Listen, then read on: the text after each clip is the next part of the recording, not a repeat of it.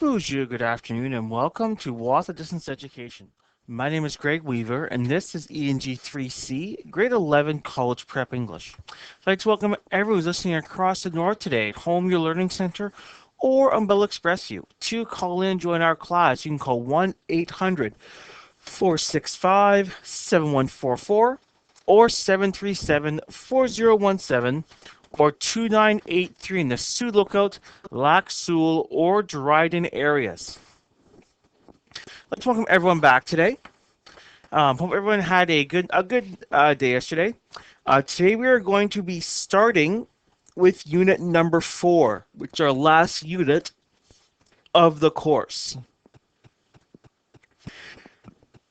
Before we do that, we're going to do a quick review of all of our key questions that we looked at in Unit 3.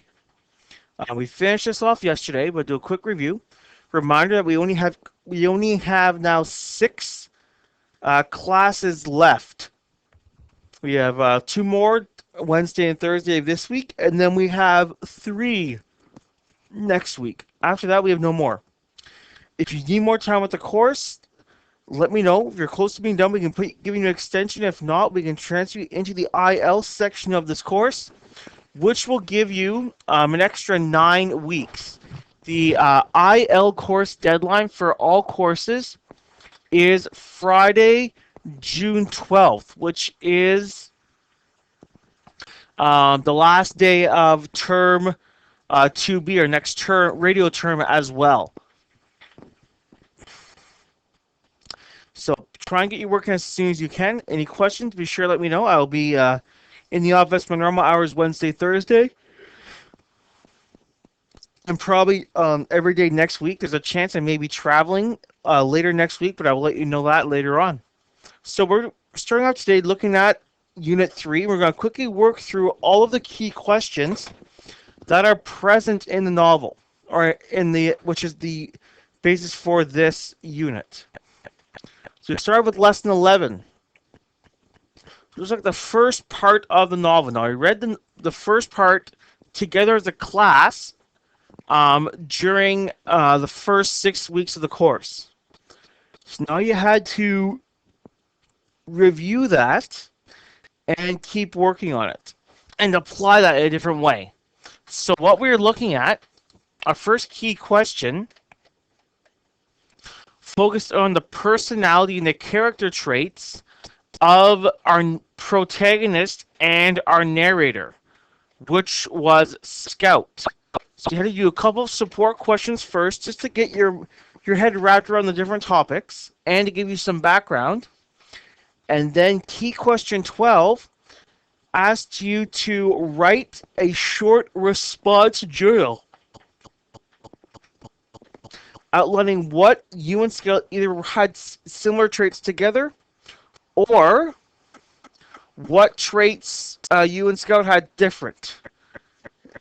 And that's what we were looking at for this key question. Now, your response journal is about 200 words, so about half a page or so. And it should be done from first person. I believe, I think this, I think that. And that was worth 25 marks total from the key question we had in lesson 11. Now, jumping right into lesson 12. Lesson 12 looked at the characterization or the description and development of some of the minor characters in the novel To Kill a Mockingbird. So you had to read part 2, which is chapter 12, to the end of chapter 21. Now, the end of chapter 21 is not marked by a separate page that says part 3, but it's after the trial ends for Tom Robinson. So, the first thing you looked at was different language, and you had to look at words that you may not recognize or understand what they mean, because English is constantly evolving and constantly changing. There are words that you may not have heard of, or even encountered because they have left the English language. They're not normally spoken of, they're not understood, they're not used. In the same way, new words are added to the English language in common usage as every few years. For example, the word internet. We all know what it means, but when I was growing up, it didn't exist. No one knew what it was. The term emoticon or emoticon, same thing, didn't exist. Words enter language and eventually become mainstream and even become accepted into formal language. Words such as cool and neat are examples of those words. So we have to go through and look at 10 words. We did 2 together. We had uncouth, which is number 1, and mollify, which are the 2 hardest ones and the ones you were most likely not to have heard of. The other 8 are words you probably have come across or are fairly easy to figure out what they mean. And after you look at lesson 13, you got into lesson 14, looked at the minor characters. And for this, you had to analyze the personalities of some minor characters, and then you had to write a letter to one of the minor characters, or from one of the minor characters described in the novel. So for example, it's from Miss Mayella, or Miss Mowdy, writing to her sister, Dill's letter to a friend, explaining about Boo and what they did to try and get him out, or Mayella writing to a friend years after the book takes place, confessing the truth about what happened to her, her father, and to Tom Robinson.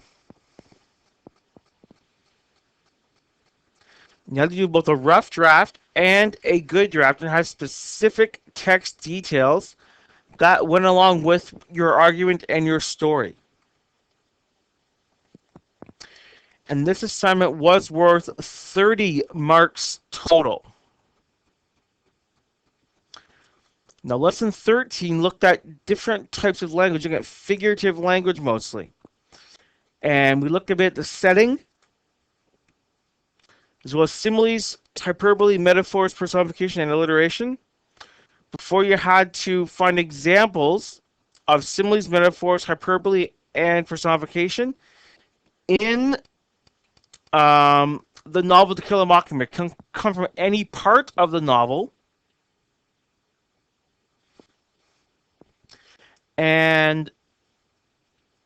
But it was focused mostly on the first chapter, which we did as an example, and in the later chapters of the novel. But you could probably open the novel up to any page, and within a page or two of opening it up, you will find examples of these 4 things. It's littered throughout the novel, what the different terms and examples are. Once we looked at key question 15, we jumped on to 16, which asks you to think about how the layout of the town impacted the events of the story. Now, one of the support questions, you created a map of Maycomb as you thought it looked like. And once you created that map, you had to plot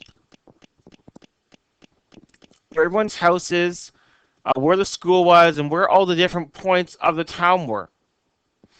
Using that map, you're going to answer this question, key question 16. You had to answer, how would the story have been different if the schoolhouse was not as close to the Radley place as it was? How would the story have changed if the courthouse and the jail were located in other areas of town?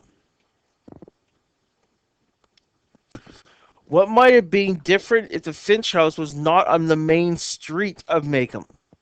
And how does the Depression impact the lives of the characters in the novel? All 4 of those questions require that you think about the physical layout and physical location of the novel and of the city in that novel, and think about how those could impact what happened.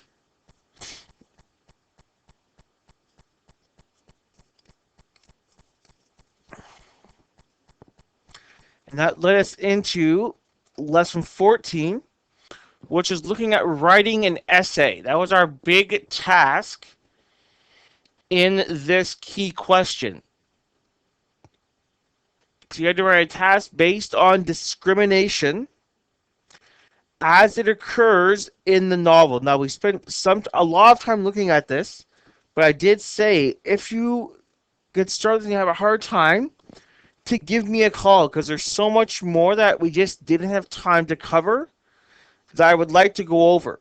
So if you work and you get stuck, let me know. I can help you. I can either talk to you on the phone, or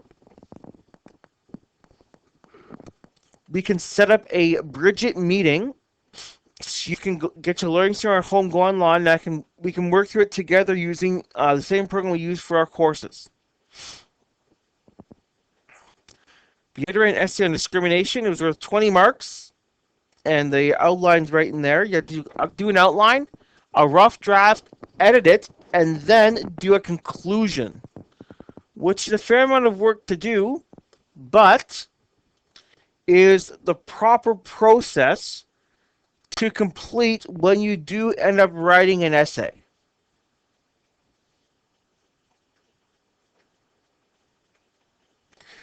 And that was the key question 15, which we just looked at.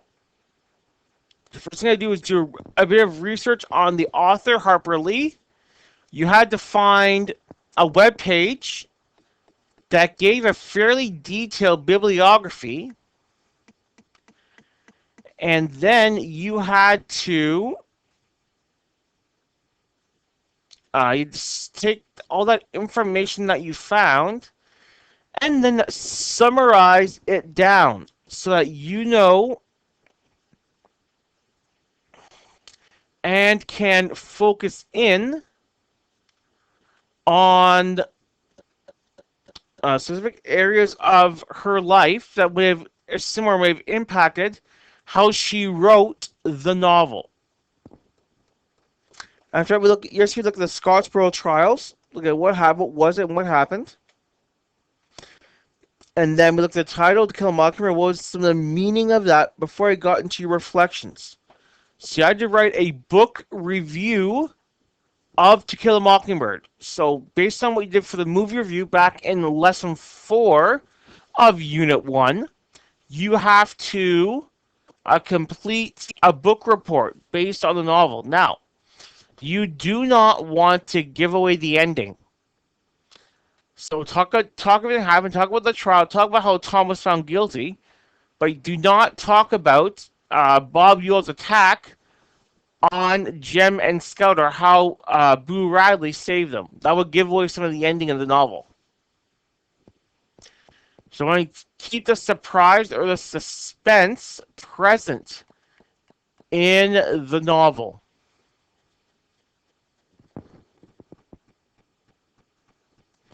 And that was the end of lesson 15 and unit 3. If you have any questions based on what we just looked at, be sure to let me know, and I will do my best to explain and go over any questions that you might have.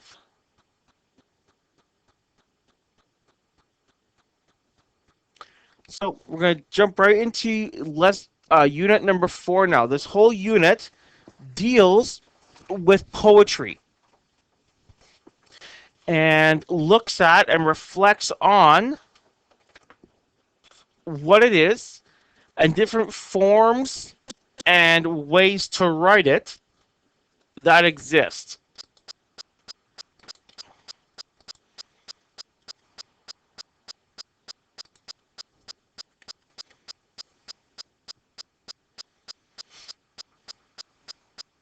So first is lesson 16, and these lessons don't have creative titles. It's poetry part 1, part 2, part 3, part 4, and um, and song lyrics.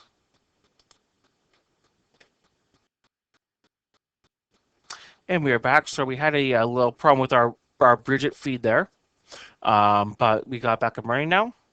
So what we are looking at this one is poetry part one, and we're going to focus in on what's known as poetic devices, or different ways that poets, who are the formal name for the authors who write poetry, what they use to make their poems really effective. So we have a list of 8 terms that we're going to look at. Now, these are probably terms that you have heard of before, because some of them we just covered in the last unit, as you haven't. So we have the chart below lists 8 of the most popular figurative devices.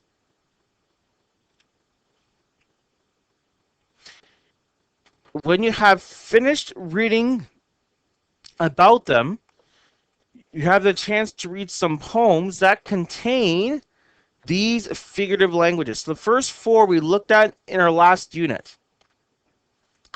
That's metaphor, simile, alliteration, and hyperbole. So, quick review of those 4 terms. A metaphor is a direct comparison between 2 seemingly dissimilar objects, 2 objects that are not normally compared together. For example, love is a battlefield. Now, a simile is the exact same thing, except you use the words like or as. So she's like a bull in a china shop. You're still comparing 2 unlike things. A bull in a china shop wouldn't normally be wouldn't be in the same sentence, but she's like a bull in a china shop is making a comparison, and you're using the words like or as well to go along with it.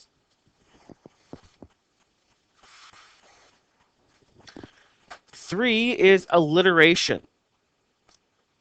And this is the repetition of the opening consonant of a word or sound. This example we looked at before. Example we have there is seashells, or she sells by the seashore. It's very hard to get your tongue around those words. So she sells by the seashore. Another one is how much wood could a woodchuck chuck if a woodchuck could chuck wood? So good examples of alliteration. They're also could also be known as tongue twisters, are examples of alliteration as well. And the fourth one is hyperbole, which is extreme exaggeration. So saying things like, I'm so hungry, I could eat a horse. A horse is sometimes 1,000 pounds of meat. You can never eat that much. That's explaining how hungry you are. Or another example is, it's 1,000 degrees outside if it's really hot. If it's 1,000 degrees, everything you have will be melting and baked, and we'd be dead because we can't stand that much heat. But the example is that it's really hot outside. Now, the next 4 are terms that we probably have never heard of before. If we have, it's a bit different. We may have heard number 7, but that's it. So number 5, it looks like a really weird word. It's pronounced onomatopoeia. And that's a word that makes the sound that it describes.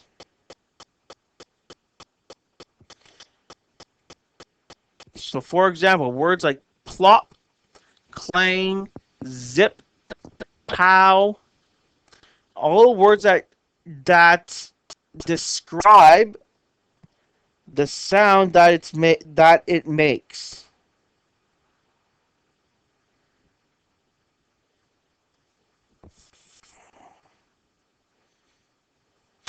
Next, we have what's known as rhyme scheme. Now, rhyme scheme is the pattern of the rhyme in a poem. So each new rhyme is marked with a letter. Lines that rhyme are marked with the same letter. Now, this is pretty important because for the first 2 or 3 lessons, we are looking at poems that rhyme. Now, it's a big misconception that all poetry rhymes together. That is not true. Most poetry does not end up rhyming. But a lot of people think that poetry has to rhyme. When you look at rhyme, you have the rhyme scheme. And we'll look more in depth at that later in this lesson. Our 7th one is known as personification. We talked about this already back in Unit 3 as well, which you give human qualities, human characteristics to inanimate or animals that can't actually have them. So the sun smiled down on them.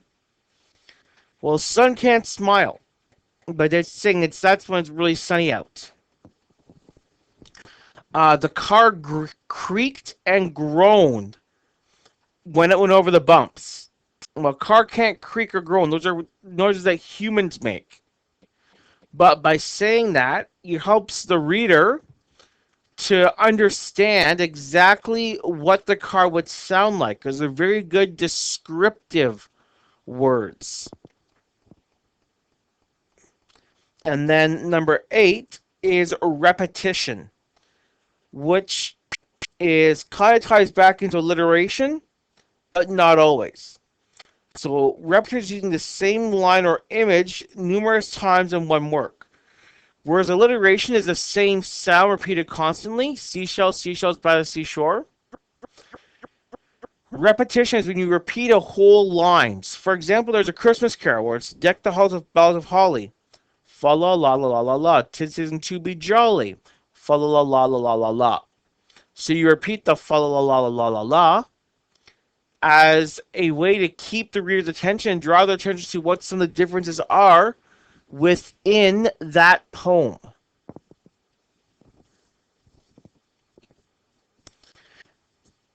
So that leads us into poetry in general. So you now have a chance to read 4 poems that contain some of these poetic devices. Beside each poem is the figurative language that we just looked at, and the nature is explained.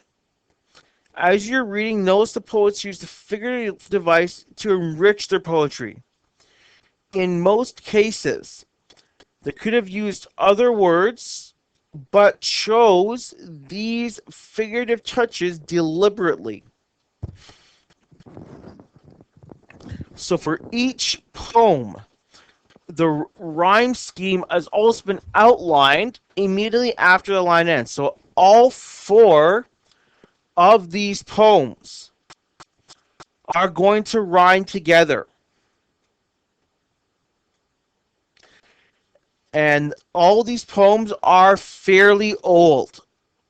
The ones by Alfred Lord Tennyson are written in the mid 1800s. The other ones are written around the turn of the 20th century. So the first one is The Eagle by Alfred Lord Tennyson. Now, the little numbers that are beside them tell us exactly where those poems were taken from. First, it's called The Eagle, and it reads, "He clasps the crag of the with crooked hands, close to the sun in lonely lands. Ring with the azure world he stands. The wrinkled sea beneath him crawls. He watches from his mountain walls, and like a thunderbolt he falls. So we know from our title alone that this poem refers to an eagle. And as it goes through, we see it has personification, alliteration, and a simile. So a personification or giving human qualities to the eagle is the phrase crooked hands. An eagle doesn't have hands, it has talons, so it can't have them. But this is an example of personification that goes along with it. Close to the sun in lonely lands, the two L sounds at the beginning of each word, lonely land, is an example of alliteration. Ringed with the azure world he stands. So we first notice those three words, the end in hands, land, stands. All three of those words rhyme together. So the rhyme scheme would be A, because since they all rhyme together, they all get the exact same letter in our rhyme scheme identification. And the word azure in the third line is another word for blue. Instead of saying ring with the blue world he stands, ring with the azure world. This makes it sound a bit more formal and a bit more sophisticated. Now our next ones is the wrinkled sea beneath him crawls. Well, the sea can't be wrinkled, but it can be wavy, which is what this refers to. He watches from his mountain walls, and like a thunderbolt he falls. So when we see the term like a thunderbolt, that is a simile. They're comparing two things using like in this case. And they're comparing an eagle to a thunderbolt, not normally comparison that's made. So because it doesn't normally go together, you'd use either simile or a metaphor. In this case, they used a simile.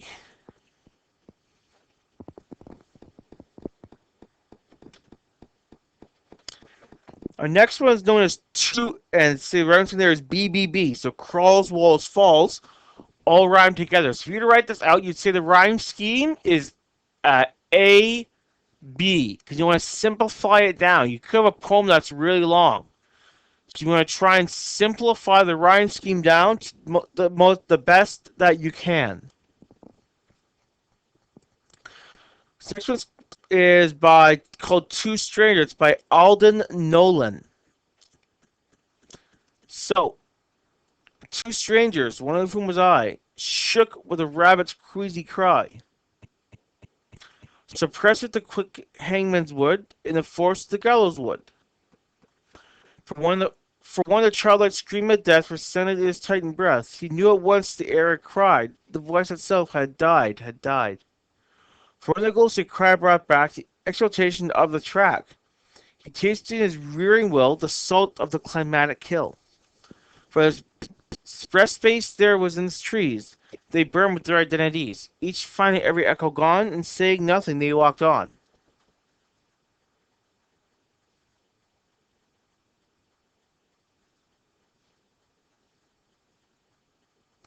So with this one, it shows the two strangers' reactions to the exact same occurrence or exact same thing. So the thing is that they both heard a scream or a cry in the woods. So our very first stanza, we have broken up in little paragraphs. Those are known as stanzas. So our first stanza says, two strangers, one of whom was I, shook with a rabbit's queasy cry. That shook with a rabbit's queasy cry is a metaphor. Um, Rabbits can't cry, but when you say they shook like a rabbit's queasy cry, it's a metaphor. So comparing two things without using like or as. And then you notice for the rhyme scheme with that one, it's AABBCCDDEEFFGGHH. Because it stays the same the entire way, you can summarize that down into AABB.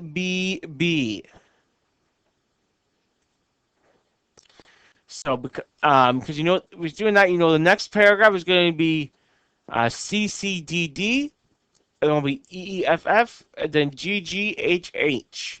So you can simplify that down together to make it work.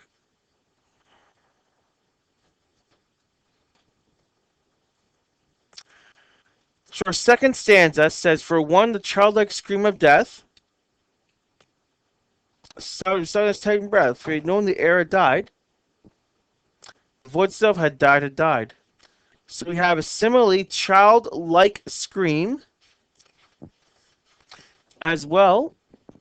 You have personification. The air had cried. Well, air can't cry, but gives you an impression of what it may have sounded like. The repetition as well. Has died. Is a repetition as well, because they repeat the same two words back to back. For when the ghastly cry went back, the exposition of the track, he tasted rearing road, the saw the climatic kill. Flat spread space there was in the trees. They burn within their identities.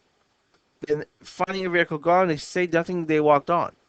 So that's our second of four poems. Our third one is by the same guy who wrote the first one, Alfred Lord Tennyson. And this is called Crossing the Bar.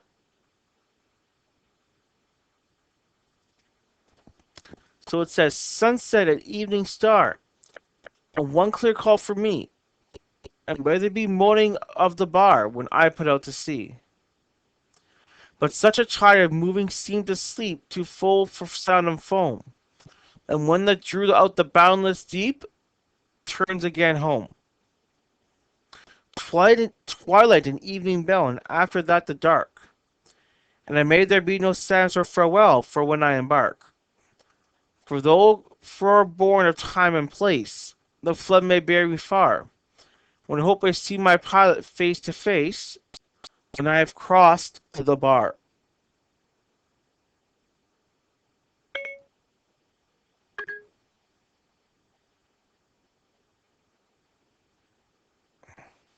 So this whole poem is a metaphor for sailing and dying. So we don't get that until we get to the very last stanza where it says, For though from out are born of time and place, the flood may bear me far. When I hope to see my pilot face to face, when I have crossed the bar. Because pilot is facing, we can assume he's referring to some kind of deity or god. When he's crossed the bar, can we phrase for when he dies? So once again, look at our rhyme scheme. It's A B A B C D C D E F E F G G A G A.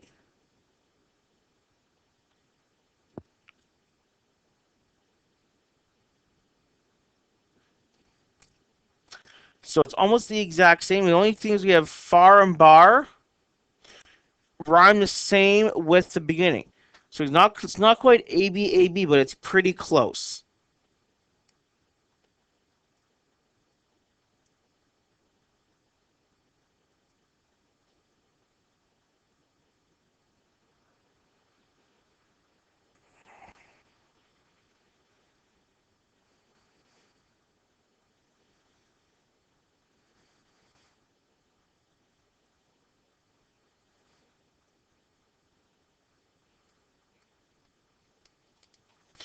So that is our, and then we have hyperbole, where it says boundless deep in the second stanza, third line. There's no boundless deep. Everything, all the seafloor has an ending somewhere. So boundless deep is kind of the wrong term because everything ends somewhere.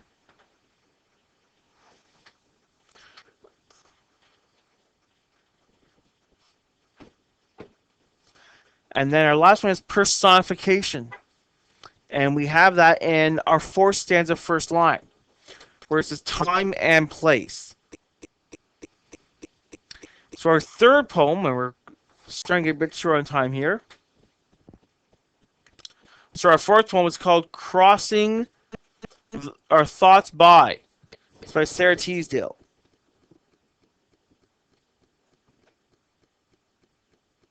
So it's called Thoughts. It's pretty short. It says, when I can make my thoughts come forth, to walk like ladies up and down, each one puts on before the glass her most becoming hat and gown. But oh, the shying, eager thoughts that hide and will not get them dressed. Why is it they always love? Why is it they always seem so much more lovely than the rest? So that is our first part. That's the term poem thoughts. So in our second line, we have a metaphor, simile, to walk like ladies up and down, comparing thoughts to ladies walking. Because it used the term like, it's a simile. In our third line is a metaphor, though. Each one puts on before the glass. That is her most becoming hat and gown. So that's comparing the glass to the hat and the gown. So because those don't go together, we use that as a metaphor. And because we don't use like or as, it sticks to the metaphor instead of becoming a simile. But oh, the shying, eager thoughts. All of that is personification. They're giving the emotions of shy and eager to the person's thoughts.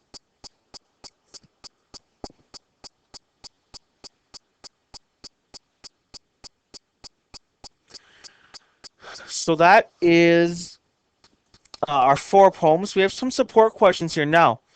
There are suggested answers for these questions at the back.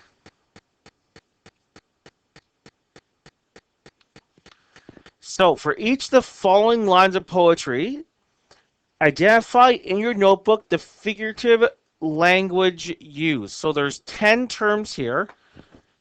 There's 10 questions. You have 8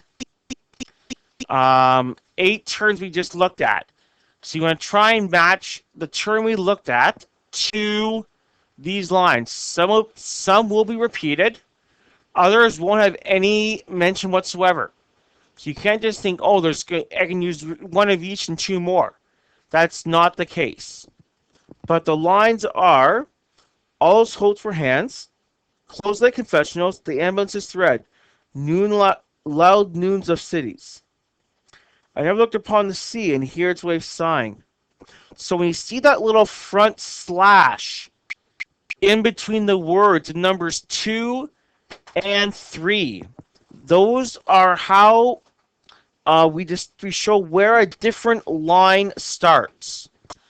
So because there's a slash, it means that those actually be 2 separate lines, but because we're combining them into one, we put that little slash there to show where it ends and where the next line begins.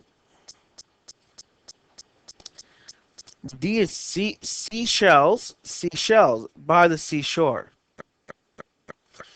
E is nature that day, a woman was in weakness. She must have phoned him a million times, is F. G is once upon a time I used to be the patriarch of Abraham's pet flea. H is in stepping stones like black molars sunk in the ford.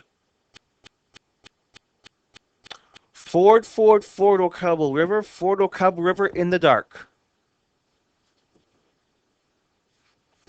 Clang, clang, clang goes the trolley is our last one there. So identify what poetic terms and what poetic figure devices are used in each of those lines. Now, you'll find the suggested answers to those questions at the back of your unit. Lead us into key question 20. We are almost out of time, but I want to quickly read through key question 20. Then we'll come back. We'll take up these support question answers tomorrow before we start and really explore lesson 20, or key question 20. But I want to go over it right now. So it says, this is a poetry analysis. So make sure you finish all the work in this unit before you submit for evaluation. Look at the key question marking guide following. So read the following poem. Identify 4 poetic devices that the poet uses. For 2 of them, comment on how they add meaning to the poem. Your answer should be done in paragraph format. So you're identifying 4 different poetic devices and explaining 2 of those 4.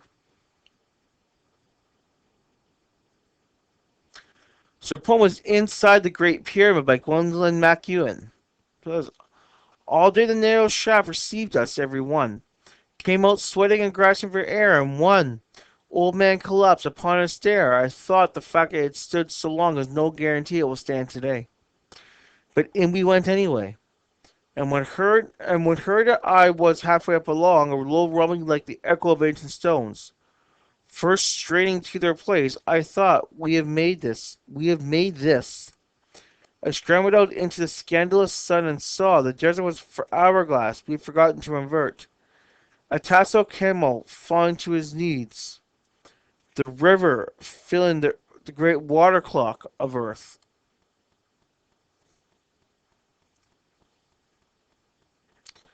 So that is our poem. You want to go through and identify 4 poetic devices, as well as explain 2 of them. Now, for marking, it's on the next page. So there is a total of 20 marks.